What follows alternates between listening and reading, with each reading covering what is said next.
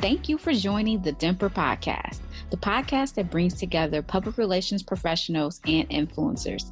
I am your host, Vanessa Abron, and I'm glad you joined us today. Hi, everyone. So today's guest is a bit of a hybrid between a PR pro and an influencer. Her name is Portia King. Portia is a public relations professional, multimedia personality, host, and moderator based in Chicago.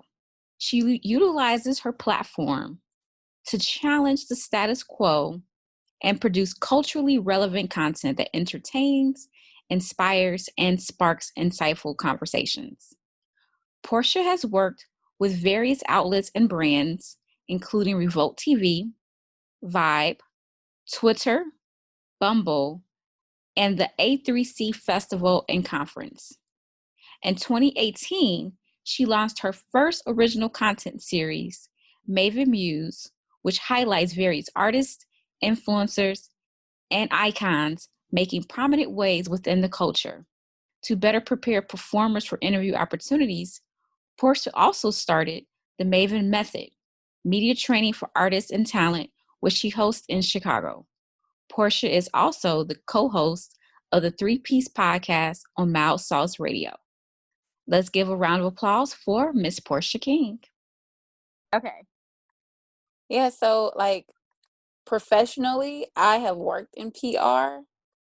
I know the ins and outs of it from a corporate standpoint, but now I'm trying to shift gears into sort of a broader range. So the media training, because I do have the insight in PR and I do have the insight in being media, I can see things from both ends of the spectrum. So I know how to create content that media will want.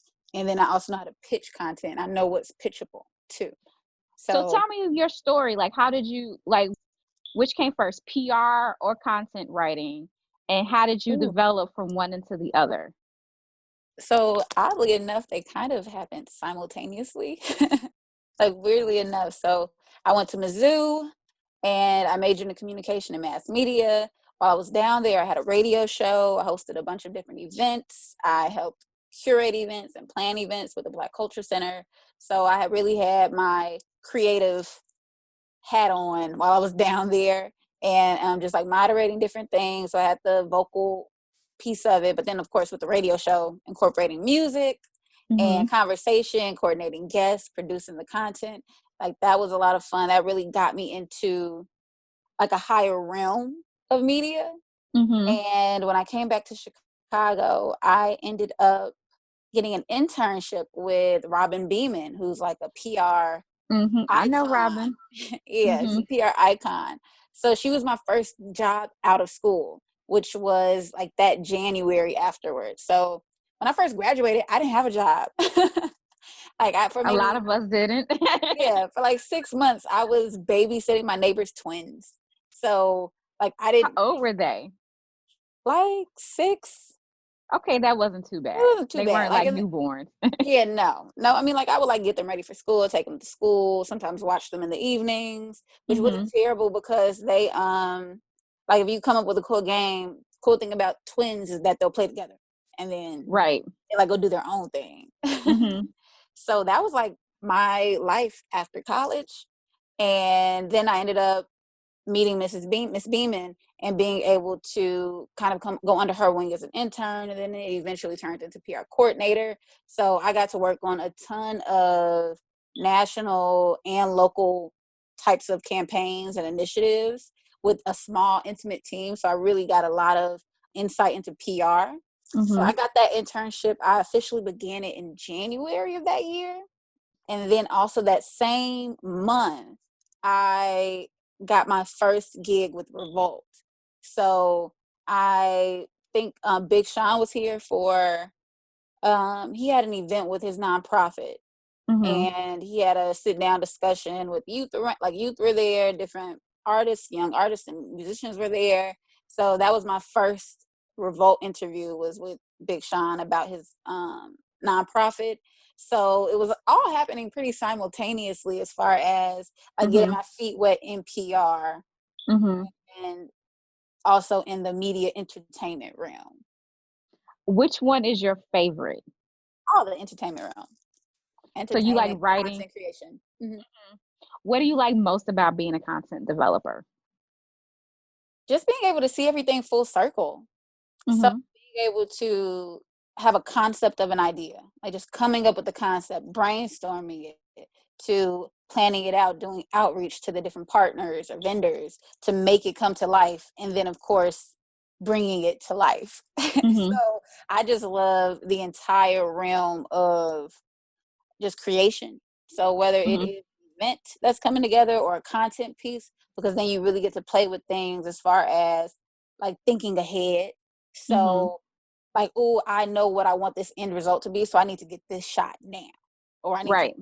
angle or this caption or this quote, or if you're interviewing somebody, and coming up with the right questions to ask versus like the ones that will give you flat responses. So just looking Mhm. at everything from a reverse landscape to be able to put together a package piece that brings Mhm. everything that you wanted, and it includes everything without missing a hit.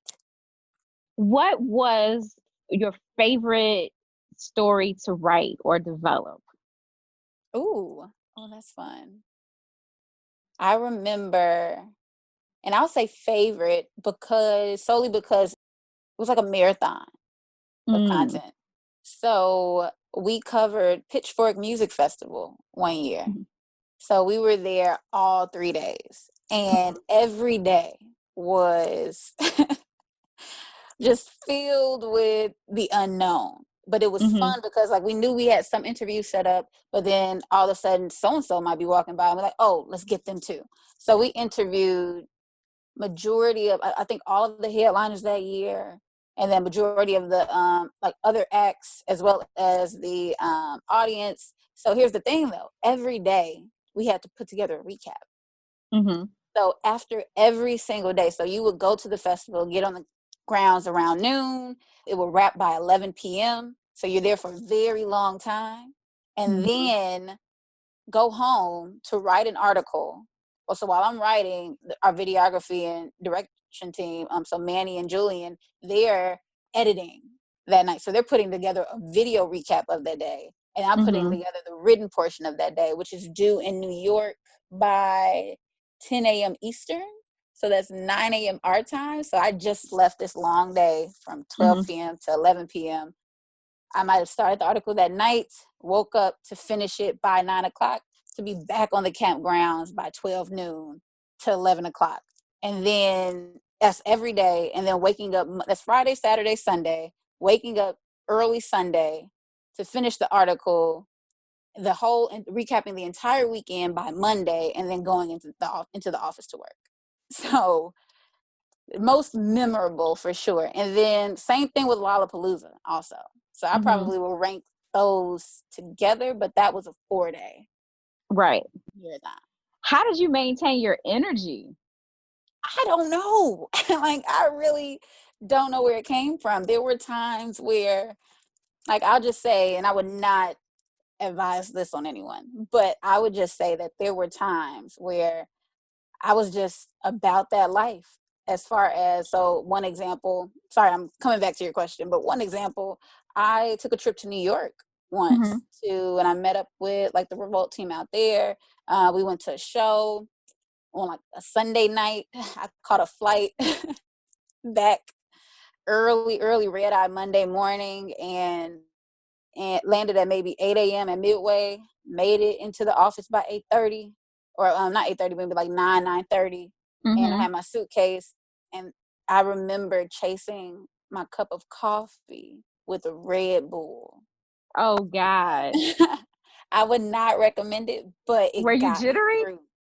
It I was was enough to get you something. through. I was something. But I just remember I couldn't go to sleep that night, so I ended up like, just, I guess I just moved with the motto of sleep when you have to, but for right now, Mhm. keep it going, keep it going. Right. So like, I would just push myself and sleep when I could. Do you But still do that?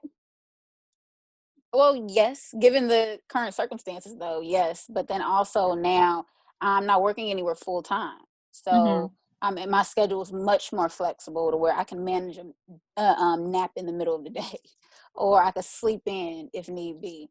But for the first few years out of school, oh, it was a handful between managing full-time career and the fun time career. Right. They didn't necessarily clash all the time Mhm. because, well, with Revolt, it was entertainment and function. So a lot of times, everything in that realm was either on the weekend or at night. Mhm. So work in the day, kick it, create content at night. Nice. Yeah. Let's rewind a little bit because you said right now, like right now, we're in the middle of a pandemic, and that pandemic is both racial and racial justice Ooh. equated as well as health related. How are you? How are you doing in this Mhm. time? How are you holding up? How are you maintaining? Man, so like at the beginning, it just felt normal. Like it just felt Uh-huh. like normal life. I was still wake up when I wanted to wake up. I would have my list of things to do for the day, go through those. But I think it wasn't until around June where it started to really hit me. Like everything was on pause, and it did definitely take me down into like a downward spiral as far as Mhm. like just mental well-being, or just like being like Mhm. anxiety, like having anxiety about things, because like I had started up the Maven Method media training class last August. So that was going very well. Like I was hosting them, I was trying to host them every month. I had went down to Atlanta in February to scout out venues. I was on track to host a session in Atlanta in June, like Mhm. this June. So I don't know if it's because then June came around and I wasn't able to do it, but oh, anxiety was high Mhm. last month. So today I'm doing much better. I'm doing much better. Good. I'm doing much better. I am just learning to pivot. Like I Mhm. think that that's the main thing that creatives, or us as creatives, are just people. Like you get so used to the way life and the way things are supposed to be, or you're so used to just being on that track or trajectory towards where you want to go. And sometimes when things get derailed a bit, just actually learning to pivot and still learn how to make a way with what you have. So Right. yeah, my time has been going into pivoting right now. Think everybody's on that. I think June was an awkward month for a lot of people. I think June was also a period where we had a Mercury retrograde. Oh, that We've happened. had That explains it. Mm. we did have a retrograde in June. There were several eclipses. I think we're in eclipse season right now, lunar eclipses in. So for those who don't know, like I'm all into energy work. You know, I Really? meditate. Yes, I Ooh. meditate, I do readings, all of that good stuff. Oh, I didn't And know it's not public information. that. Okay. I'm slowly revealing it to people. So yes. Okay.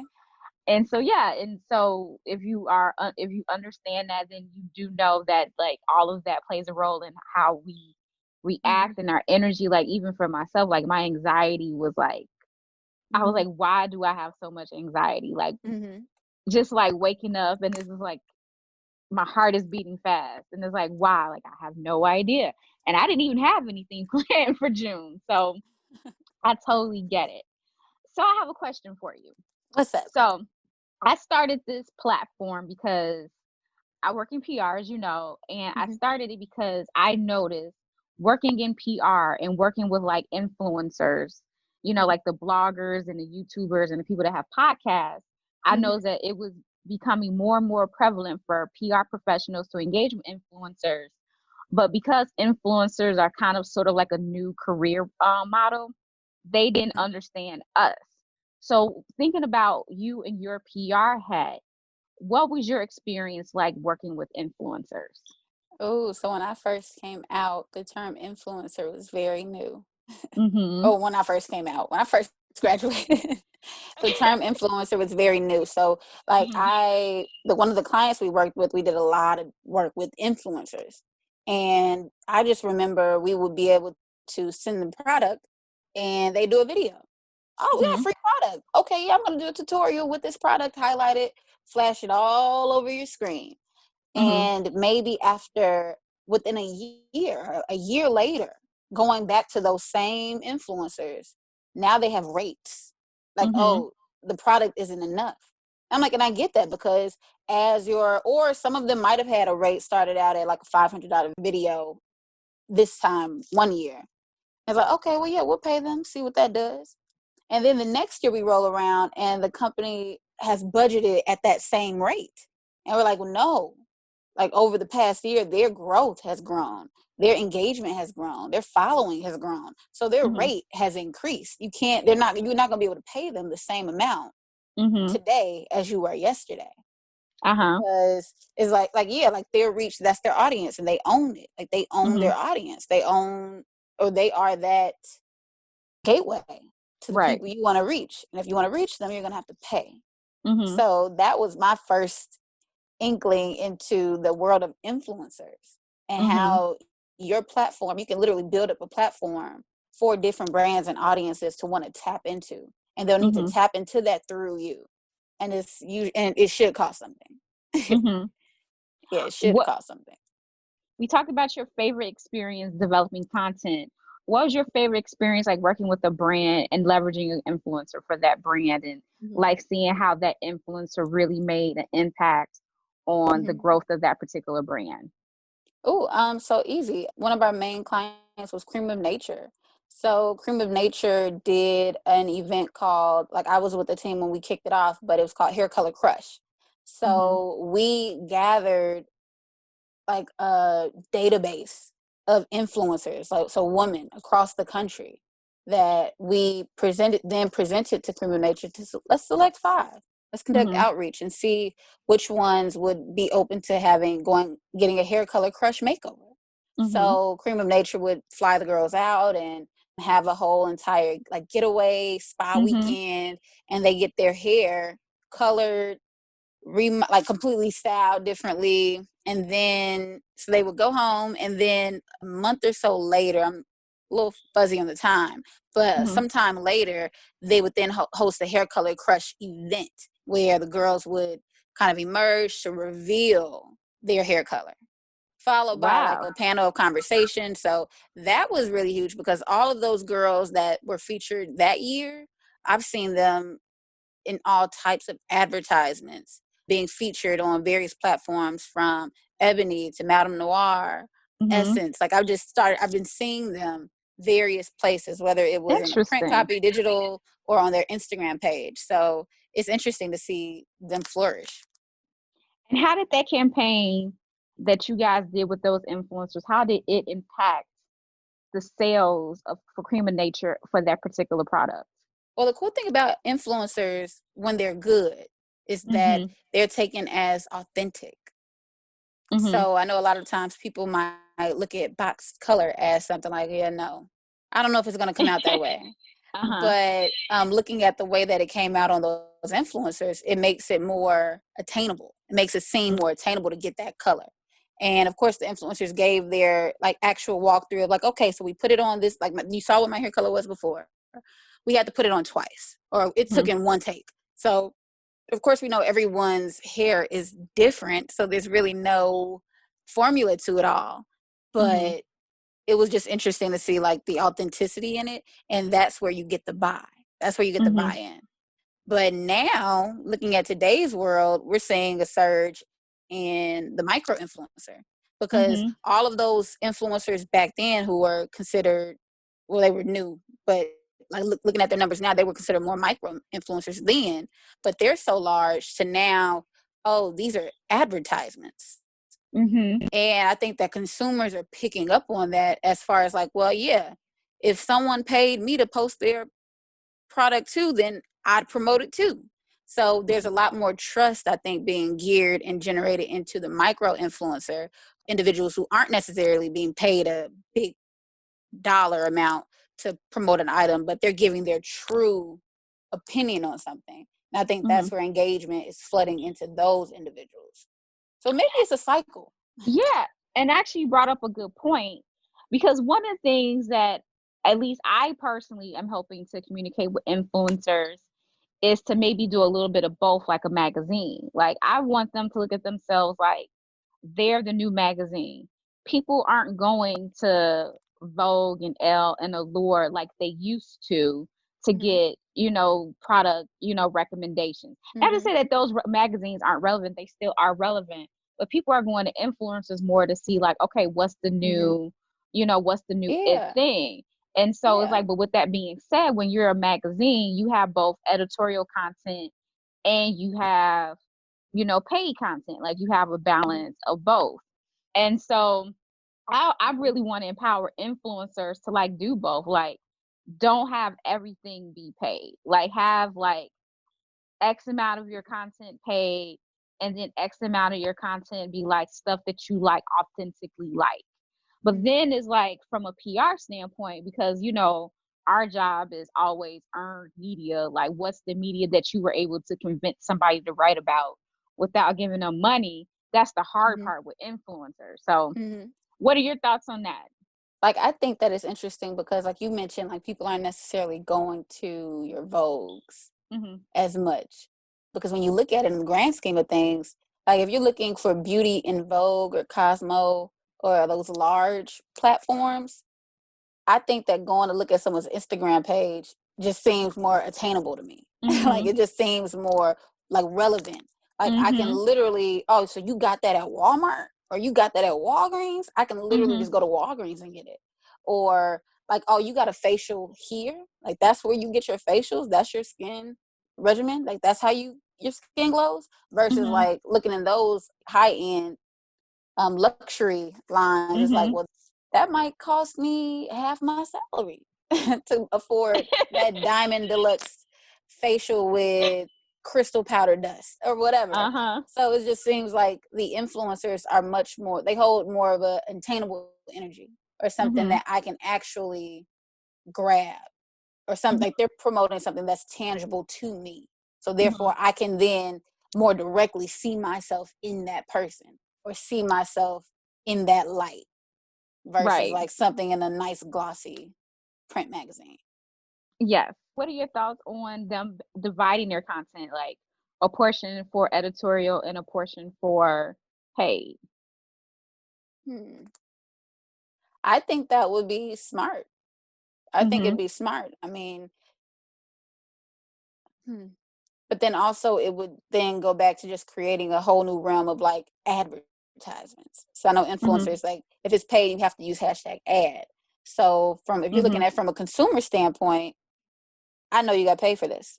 Like you're not going to talk down on it. You're not going to highlight the flakes that were left over in your hair, or you're not Mhm. going to highlight that the lipstick was matte and then it chipped and cracked. You're not going to highlight those things because it's. I think that would shift from like that's no longer PR, and I think Mhm. that's changing. I think that's a part of the world that's changing. So Mhm. like PR would be like if you're doing an editorial assignment, okay, well, let me give you these products, just maybe list them in your top 5 things that you Mhm. truly love. But And then those lines get blurred. but also, if we're being true PR people, it's like we have no control over how they do it. Like, hey, here's the lipstick. What you do with it, we got to trust that what you do with it is what you do with it. Because that's Mm-hmm. the same thing we do if we were to send it to Allure. Like, we send a lipstick to a beauty editor at Allure, we have no control over what or how she's going to report on that lipstick once we hand Mm-hmm. it over. And I Yeah. think that's one thing that we have to get to is that if we truly do want earned media, we can't have controls over what they do with that Mm-hmm. content too. Yeah, and I think that's where some brands failed, but maybe that was like in the earlier stages of it because I know Mhm. some brands they would send influencers like because I'm paying you to post about this, you can choose from these one of 3 captions. Mhm. And it's like no, their followers are going to call BS on that immediately. Like you've never used that word before. Why would you use that word? That's not even how you would say it. Like your captions don't even align with that. So like their fans, like their true fans would see through that instantly. And and like I said, that takes away from the authenticity of it. Mhm. So yeah, so when I'm looking at PR reps and stuff, like no, like you said, you have to be able to give them the product and let them do what they want with it. Mhm. Like give it to them, let them do what they want. But then also a good influencer is also going to want to be paid to even feature it. But you might Mhm. not like what I'm going to say. You might Mhm. not. You might not like what I'm going to say, but then that becomes the gamble on the brand. That's the price you pay. Because Mhm. sometimes, like, people say good PR isn't, or bad PR isn't, what is it? Nope, wait. Any PR is good PR. Right. But I mean, as long as her hair didn't fall out, Right. or depending on how many girls you sent it to, like I said, you can swing things a variety of different ways. Like, just Mhm. because it didn't work for her, it might have worked for two other girls or two other guys. Mhm. So, and then that could come off as more authentic. But when you try to Exactly. control the message and make them say and speak and edit their videos the way you want them to be done, You got to oh, pay them. yeah, no, you got to pay them. But then, like, as an influencer, you might not agree to that because, like, you wouldn't say that. You wouldn't edit it Mhm. that way. And then your fans, your loyal fans, might look at Mhm. you different. And that's the thing too. Is like I think both on a brand side and on the influencer side is like let's make collaborations that make sense, right? Mm-hmm. Like if I want my brand to look and feel this way and this influencer doesn't do things that way, then that's not the right influencer. Like it should be the brand's job to identify, okay, these are the influencers who are in line with the brand already. So we're not doing complete makeovers on on how and what they do. It's just, oh, they're already online. Okay, all we got to do is give them the guidelines and it's easy or easier as opposed to getting somebody just because they have followers. I think that's where a lot of Mm-hmm. brands make a lot of mistakes is that you just pick someone based upon they're in this industry and they have this follower base. And Mm-hmm. then it's like, and then that goes back to what you said earlier. Like, let's look at the micro influencers, the people that don't have the biggest following, because even though they don't have that big following, they may have the engagement and they appear more authentic and their Mm-hmm. audience feels like they're more authentic. Plus, you want to be that partner that's already on board with them Mm-hmm. before they get big, right? Mm-hmm. Yeah, you all can help each other, help each other. But you also brought up a good point as far as engagement. Mm-hmm. Engagement, like, that's what sells. And you might have a micro influencer who has way higher numbers in engagement, way more people commenting. Like, I mean, like, commenting to have a conversation versus just a bunch of heart eyes, tongue emojis, and like whatever else goes on some of those big accounts. Mm-hmm. But like, people were actually commenting, sharing, saving the post Mm-hmm. versus like somebody with a whole lot of followers, but they really just come to double tap and that's it. Right.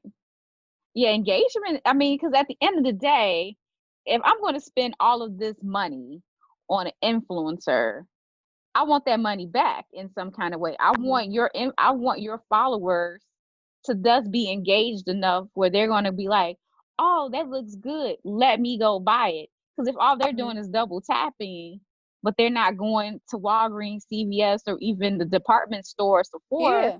then it doesn't matter. Yeah. It doesn't matter how many followers you got if your followers aren't spending money. Yeah. Or if it's a cute dress, like, if they're not worried about the dress, what's that gonna give me?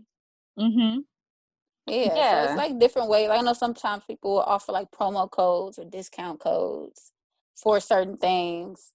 So it's Mhm. different ways that you can engage. I'm interested to see what the future looks like for that, because like we've seen what seems to be all that you can do with an Mhm. influencer. Like, you could have them post a picture of it, you could have them make a funny video with it just somehow included in there. You could have them, like I said, do the promo code, host a giveaway. So Mhm. I'm just wondering, like, where do you think the future of influencer engagement is going? Like, what I else could definitely possibly be done? I definitely think it is going to keep growing and it's going to keep evolving. They're not going anywhere. Hmm. I do think it's going to be harder to be an influencer. You think it's Well, gonna be no, oversaturated? no, I don't think it's going to be hard to be influencer. I think it's going to be like that level of, like, being able to Keep be that an engagement. engaging, yeah, is going to be Hmm. harder. And not to say that it can't be done, but I think it's going to be harder. Like I think some influencers do so, or some people get into the game of being an influencer because it's like, oh, it's about being popular. And, let me get my numbers and, it's about taking cute pictures. But then when they really get into it, it's like, no, it's way more than just posting a bunch of cute pictures. Like I've seen accounts where there's like it's aesthetically beautiful, but it's not like they're not getting the followers, they're not getting the Mm-hmm. engagement, and it's just not working. And so I Mm-hmm. feel like what made influencers so important was because before it was a job, it was just basically a bunch of people who just putting themselves out there doing whatever they wanted. Mm-hmm. You know, it's like, oh, And I you can like this. identify with it. Right. And people identify with it. It was like, oh, I like her. She's cool. Let me follow her because I feel like this is my friend. So people were like, so people just got, I would say, this fame because they were likable for just being who they were. But now, because influencers is now a profession, now you have people trying to replicate a model, which then Mm-hmm. thus takes away from you being authentic, as you said before. So Mm-hmm. because now you're trying to replicate a model, or you're trying to get these followers, and now you're becoming like a machine as opposed to being this authentic individual, online. And then it's like, okay, so I think it's going to be like, okay, who's really in this? Who's Are really you just fake? right? It's like, yes, I feel like it's going to be oversaturated, but then it's going to be like you're going to have those who are just going through the motions, like, okay, this is the formula, cute pictures, check, got a brand identity, check, this is what this influencer does, so I'm gonna replicate it, check. And Mm-hmm. as opposed to the people that's just like, I'm just on here just doing my thing and I'm talking, like, I think it's going to be interesting to see how that turns out. And I think Mm-hmm. brands are going to also learn some tough Lessons. lessons, because Mm-hmm. like you said, a lot of brands go for the ones who do have the large following, and they overlook the smaller influencer, the Mm-hmm. nano or the micro influencer. Like you said, they are more willing to engage now, and their followers are more in tune with what they're doing, but the brand Mm-hmm. isn't really paying them attention because they don't have the The vanity numbers. numbers. So Mm-hmm. it's like, but then, hey, take a chance, do a small investment with this smaller thing and Mm-hmm. see what happens, as opposed to spending all this money. So I think it's a learning lesson that's going to happen on both ends, but I do think it's going to continue to evolve. And I think that PR professionals are going to start reaching out to influencers more than traditional media. Yeah. Yeah, I agree with that because, well, I think traditional media is always going to be relevant. Mhm. Or when we say traditional media, we mean like those major platforms and Mhm. outlets. But I do see influencers playing part in it too. But it just depends on, and playing part in what, like what it all depends on what you're pushing, right? Mhm. So like say you are promoting or you're hosting an event for like a new skincare line. Mhm. Of course, you want the influencers in there trying it out, doing the hand mask, doing the lip scrubs or whatever it is. Like you want them in their hands on testing it out. You want it to be decked out as like this cool, exclusive place to be. And then you want some media in there too, but you might send the media, like they might not necessarily need to get caught up in all of that. They might just want the box of product, send me the product, and I'll get my story out. Right. But if you're doing or promoting like a movie release, like, yeah, it's cool to get the influencers there to promote it, but when it comes down to the reviews, Mhm. it depends. Like it depends because everybody has their own perspective or own, or what I'm trying to think of this Chappelle quote. Like don't I nobody give love Chappelle. he said, well, don't nobody care what Ja Rule think like about like the presidency. So it's just like that it depends on, like, unless you have influencers there who study media or study Mhm. movies, then yeah, you might want to hear from them. But I think, well, yeah, basically jumping back, I just walked myself through a thought and jumping back to exactly what you said. So influencers are all developing, like the lanes of influencers are developing. Before, I think influencers emerged as just beauty, like in the Mhm. beauty realm, things you could do tutorials on. So how to do my makeup, how to do my hair, in particular, natural hair, or how to cook food. But now it has emerged into this whole other realm of people who are influencers because they skateboard. They're considered Mhm. influencers Mhm. because they know how to bake, Mhm. or influencers because they have seen every single sitcom that was ever produced between 2001 and 2020. So it's like you have different types of experts in a way. Yep. So you will be able to actually get insight and get coverage from their perspective, depending on what you're pushing and promoting. And if you pay attention, if you do watch, like if you do like look at TV or like read traditional media, who are they leveraging the most? Influencers. You look at Wendy Williams and she's bringing in an influencer to tell her about what are the latest beauty products. Or you watch like Windy City Live, and I'm making this up. I'm just, saying something, but you watch a program like Windy City Live or Good Morning America, and they bring in an influencer who's into film. And it's like, okay, what are your favorite things? Because they're trying to stay new, hip, and fresh. So they reach out to incorporate influencers into their program, because at the end of the day, as big as publications and TV stations are, their numbers are still suffering in comparison to what they used to be back in the day. So what they want is they want these influencers because they want an audience that's not already watching them.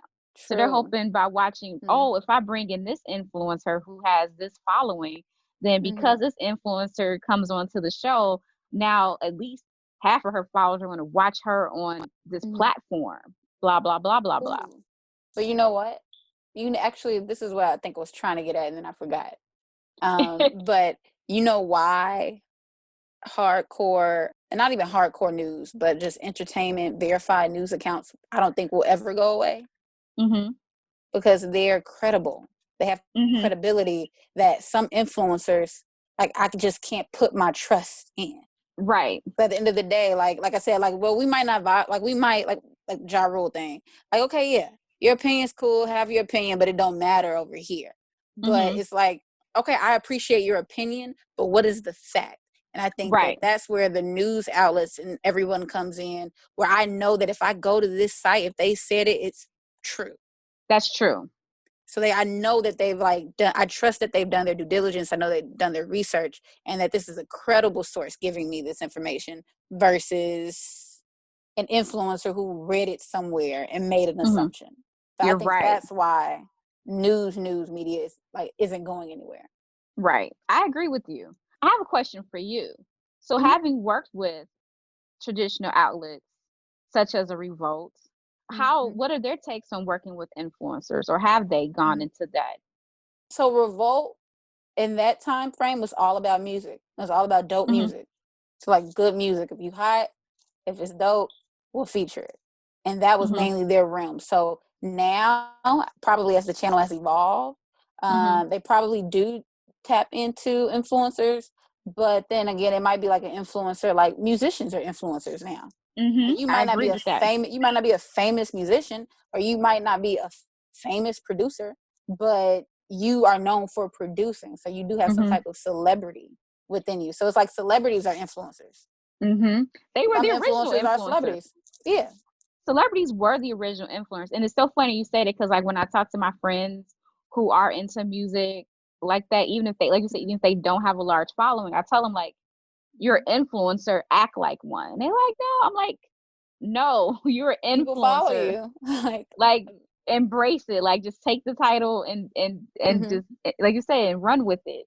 So it's so funny that you said that, because so many of them still don't think that they are. And I think it's a complex. I don't know. And I think maybe it is because what people associate with influencer. Like some they automatically think something crazy. Right. In some worlds. But it's like, no, you're an influencer. You're somebody who influences other people. Like I remember like a long time ago, I used to work for this company called Shrewd Marketing and Promotions. We did music marketing, and we'll do these different events and stuff. It was like, okay, let's invite the influencers. And the influence was like just anybody who were like tastemakers, or, who just made a difference in the community, and people that, people that knew, people knew you. It wasn't like social media, Instagram did not exist. Blogs were just coming around. Yeah, tastemaker. That's the original word for influencer. Yep. I just dated myself. Yeah, but the thing is that social media put that numerical value to it. Social media gave you an actual number to label just how much of a reach you have. So now we can numerically rate somebody's popularity, which you couldn't do before. You just knew it was busting wherever they went. But then a friend of mine, it's so funny because now that we talk about this out loud, we go back to that term tastemaker, because then it's like, you think about that number, how real is that number? Because you could be somebody, and let's say you only got 2,000 followers, right? And then you got another person, they got 20,000 followers. But the person who got 20,000 followers, that's a bunch of teeny boppers, moms who, things like that, just regular people. But then the person that got 2,000, the majority of those people are like CEOs, celebrities. It's like, so who's really the influence? Like, even though I only got 2,000 people, the people Oprah's following me, or like you say, and but you know Russell. what? Yeah. You know what that kind of segues into? Is social media created lanes for influencers, so those larger influencers, to reach beyond their surrounding. So you might have somebody who has 2,000 followers and 90% are based in Chicago. Like, say you have someone who's popular in Chicago, they have 2,000 followers, 90% are based here. So that means that you are popping in your market. But what social media did is that you have this girl who bakes cookies, and now she's an influencer with 20,000 followers based in Chicago.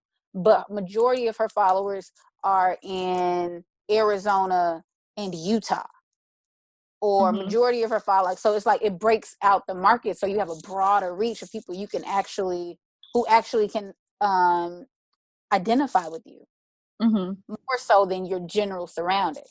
So it's like, yeah, so-and-so is popping here. Like, they're very well known here. But this person, they probably have their group of friends here, might get recognized a little bit when they go outside, but if they were to go anywhere else, they're just like a tunnel pulling in people from all over the place. So it's like the numbers are kind of like not 100% accurate, based on demographic. Yeah, no, not based on demographic. No. Demographic and who's following you. Because like I said, if you have 2,000 people, but you got Bill Gates, Beyonce, Oprah, and Jay-Z following you, it's like, oh, she only got 100 followers, but did you see who's following her? It's like, that's a difference. Yeah, that's a big difference. It's a big difference. And you might not even post that much. And they but let one of them share something from your page, flood it. It's like a scale to it. And another thought I had within this conversation, if we're talking about celebrities and then like micro influencers to like influencers, it's almost like I talked about how like it changes and you grow. So I think it's all based on phases, right? But I think in social media, the influencer realm, like, you look at the lifespan of a celebrity's celebrity. So not the lifespan of the celebrity, but the lifespan of their celebrity.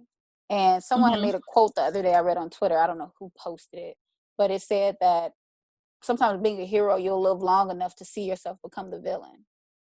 I feel like I just quoted the Joker.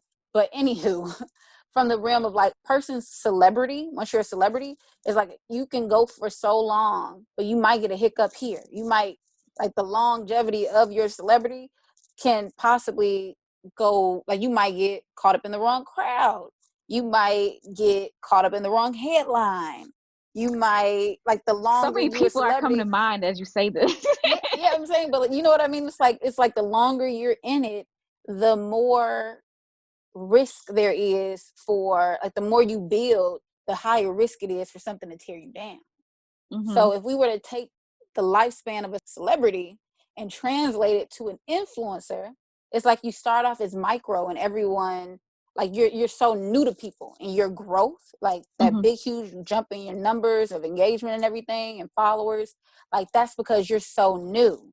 But it's like that lifespan of influencer is almost shorter, because you can only be micro for so long until and over time you're going to keep growing and growing. You might lose a few, but more than likely you're going, as long as you keep producing content, you're going to keep growing and growing and growing until you outgrow that micro label, and you outgrow the lack of familiarity. So now it's more people are familiar with you. So then you get into that higher range of influencer celebrity. But then it's like, where's the cap? I feel like influencer celebrity has a cap on it more so than celebrity, if that makes sense. Interesting. I So it's do like see how that makes sense. Mm-hmm. yeah, it's like once you become a big enough of an influencer, and you have influencers who have become huge, where now you're seeing them in commercials. You might see them in a movie. You might Mm-hmm. see them pop up on a TV show or something like that. But it's just, once you reach that cap, then where do you go? Yeah, you got to do something else. Like you get, Mm, and then it's like then you fit. I think you got to grow beyond being just an influencer. And I've seen like a lot of influencers use that as an opportunity to develop new businesses. So like you said, if you're a food branch off. influencer, right now you're creating cookbooks and you're creating, Or um, makeup. You have your own makeup right, line. Mm-hmm. exactly, or a fashion line. Like it's this like one of the biggest fashion influencers. Her name is Danielle Bernstein. She Mm-hmm. started off as a fashion blogger, and it wasn't even on Instagram yet. She was just a blogger. Mm-hmm. Then she got on Instagram, and now she has her own line of clothes. You just keep growing and growing and growing. And so it's like up to you to figure out how to use your level of influence to create the next thing. Mm-hmm. Yeah. And if you're lucky and smart about it, monetize it. How do you monetize? Hmm. And that's just like what other celebrities have to do. It's like, okay, like look at Master P. Like Master Mm-hmm. P always says, I wasn't like he took what he had. He had a very small window where he was popping. Like Mm-hmm. I forget, I don't know what that time frame was, Uh, but it was a small window where No Limit Records was just like it. And yeah. he took advantage of that and he figured out how to monetize that and to make that money last him to today. You And know, beyond, like yeah. generational wealth. So I'm really interested to see his documentary. Like they're doing a documentary on him. So I'm like pretty excited to see what that looks like. Yeah, cause he I he see was that very story. smart with it. He was like, "All right, I Mm-hmm. got this window. I don't know how long this window is going to last. Let me make the Mm-hmm. most of it." And he was one of few who made the most of it and made it like last. Cause Mm-hmm. most of them crash and burn, and you like, "What happened to you? You was on the street." Like you was popping. It's like, Yeah. man, it's just like you say, the game got to them. The game got to Yeah. them. They Mm-hmm. got with the wrong crowd. They got the wrong headline, and didn't know how to bounce back from that. So Yeah. I'm actually am interested to see what his documentary Yeah. says too. Yeah. I mean, we're just same thing with influencers right now. So like one of my like favorite influencers right now is Young Barbecue. Like her Young dancing Barbecue. videos. Yes, she makes these dancing videos. And like before it was really just her in like a uniform that she wore Mhm. every show or every time every post, just freestyle dancing, going ham, going crazy. Mhm. And now she's evolved into, and I was thinking like, well, okay, so I love her, I love what she's doing, but gotta she has to make a turn. She has to change it up a bit to do something different. So now she is, I don't know where she gets this budget. I don't know where she gets these costumes, but now she's recreating old music videos. So like she recently posted a video, like she redid Fantasia, had the Fantasia wig on. She did Beyonce Crazy in Love, had the Beyonce wig on, some heels. She's done Mary J. Blige. No, wait, I think she did do Mary. She did Mary, Missy. Like she's redoing and recreating all these things. So I think that's amazing. Like I think that was a Mhm. great idea to shift gear a bit with the content. But I'm wondering, well, what is she gonna do next? Because I know her followers and fan base are gonna want something else. Like, and that's the thing with being an influencer, is that the people you follow are going to want something else, and nothing good lasts too long. So you have Tell to you, keep changing. I'm gonna tell you, an influencer who wasn't necessarily influencer per se, but I've seen Mhm. grow. It was sort of like a Okay. YouTube influencer. Issa Rae. I remember following Issa Rae on YouTube when she had Awkward Black Girl, and she had like the Hmm. series, and it was just like these I remember little, the series. right. And I remember just watching Awkward Black Girl, and it was like, oh, I was just so into it, and I just thought it was the Hmm. most hilarious thing ever, and I was following her, and next thing I know, she comes out with the book. And so she came up with the book. I went to her book signing. I met her. She was, hilarious. And I just kept seeing, and then after I read the book, and then now she got the show on HBO. Okay, Mm-hmm. then she gets the show on HBO. Now she doing these movies. And Mm-hmm. it's like, dang, I remember when this girl was just on YouTube, like doing these little YouTube videos Yeah. for 5 minutes. And Mm-hmm. so she was an influencer in the sense of like an Instagram influencer, but I still think, it's like, okay, I create film. I'm gonna use this platform to, put to put Mm-hmm. myself out there. And I Yeah. remember even when she was doing Awkward Black Girl, she had caught the attention of Pharrell, and she was Mm-hmm. on Pharrell's I Am Others, channel. And it's like, Mm-hmm. oh, Growth. look at that. Yeah. Growth. Just growing.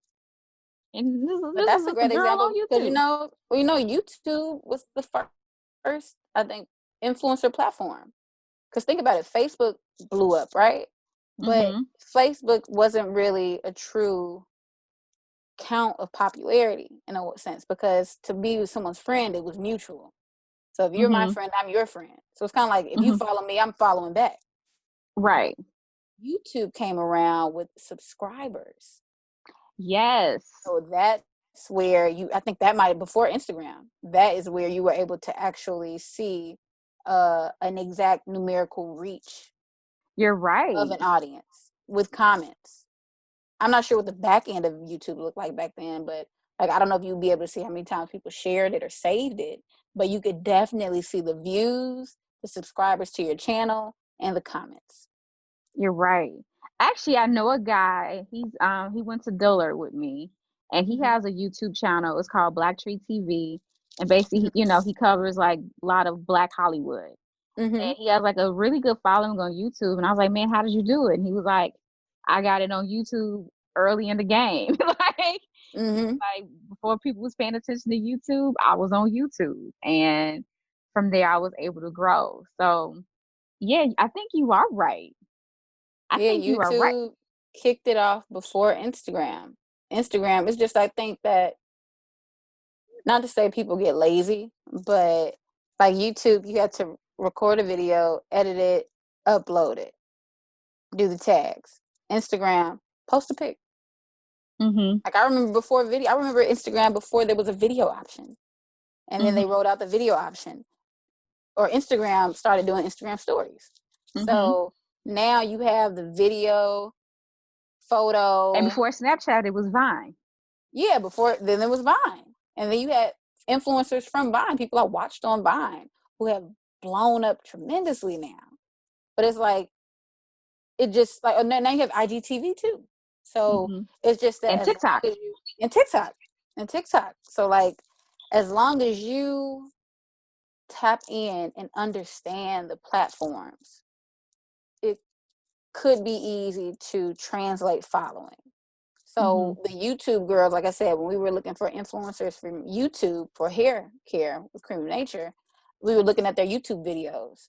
And Mhm. then basically what they did was they might have, and you might have somebody who had 550,000 YouTube subscribers. But every video in their little detail box, they would say, follow me on IG, follow me on IG. So they Mhm. transferred that following to where they might have 50,000 followers on Instagram. But that's just a Mhm. small percentage of from their YouTube. So now people Mhm. on Instagram are almost like flushing their followers into TikTok. Mhm. You You're are just right. transferring your influence almost. And it's like as you say all this, I'm reverting back to like how I consume content. Because I remember Instagram didn't really come out till like 2011, 2011, 2012. And the only reason I Yeah. remember that is because I remember the guy I was dating when it came out. And so it's like that's how I was able to pinpoint it. He got on Instagram and then I got on Instagram. And I remember before that I was consuming all of my content via YouTube. Oh. Oh, no, you like, Mm-hmm. yeah, like YouTube, like the beauty Mm-hmm. content, the fashion content, the comedy, Mm-hmm. all of it was coming from YouTube. And it was authentic. It was Mhm. before, like it was stuff that TV wasn't featuring. Mhm. It was stuff where it's like, well, if I really want to, like, I might want to try this product, or I think I want to order some clothes, or might want to order some hair from this shop. I want to see what it looked like first. I want to see how it moves. Like when you washed it, what happened? It's like, and girl, you got it for free. So you didn't lose anything by like trying it out. I don't want to pay X amount of dollars for this and not know what it looks like or what it's going to look like. So I think that like influencers play a huge part in making content go around. This was so much fun. We could talk all day. I took an hour of your time already. Thank you so much. No Can problem. can you tell us how we can follow you, support you, what you got going on? Yes. So I mentioned earlier that I started off the Maven Method Media training for artists and talent. Started that off last year. And speaking on pivoting, so right now I am getting ready to relaunch, of course, with virtual in a virtual capacity. But you can follow me at Portia King Media on Instagram, Facebook, and Twitter. It's Portia, Portia, King, King Media. So follow me there, check me out, and I will be making announcements on those platforms coming soon.